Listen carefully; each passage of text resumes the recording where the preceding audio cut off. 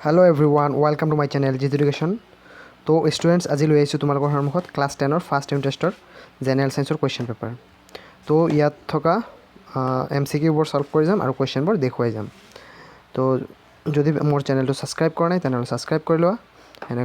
এনে ধৰণৰ কোৱেশ্চন পেপাৰৰ ভিডিও পাবলৈ হলে আৰু নোটস পাবলৈ হলে আৰু ভিডিওটোৰ ডেসক্ৰিপচন বক্সত এটা হোৱাটসঅ্যাপ গ্ৰুপৰ ক্লাছ 10 ৰ হোৱাটসঅ্যাপ গ্ৰুপৰ এটা লিংক দিয়া আছে। লিংকটো ক্লিক কৰি তোমালোকে তাত জয়েন হ'ব পাৰিবা আৰু বহুতো এনেকুৱা কোৱেশ্চন পেপাৰৰ লিংক দিয়া আছে ডেসক্ৰিপচন বক্সত।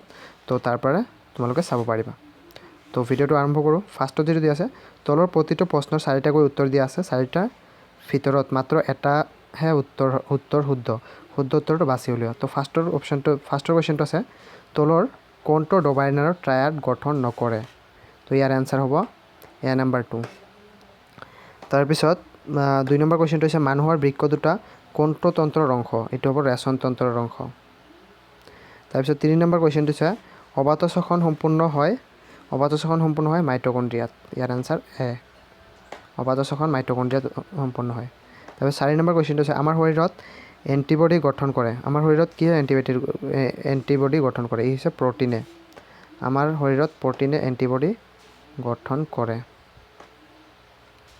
তাৰ পিছত 5 নম্বৰ কোৱেশ্চনটো হৈছে অবতল দাপনৰ ফাজ ব্যাসাৰ্ধ আৰু ফোকাস দৈৰ্ঘ্যৰ মাজৰ সম্পৰ্কটো।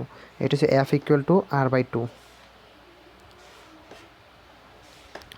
তাৰ পিছত 6 নম্বৰ কোৱেশ্চনটো হৈছে পোহৰৰ গতিবেগ আটাইতকৈ বেছি ক'ত? বায়ুত।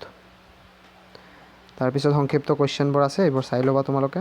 মই দেখুৱাই আছো কোৱেশ্চনবোৰ কেনেকুৱা ধৰণৰ।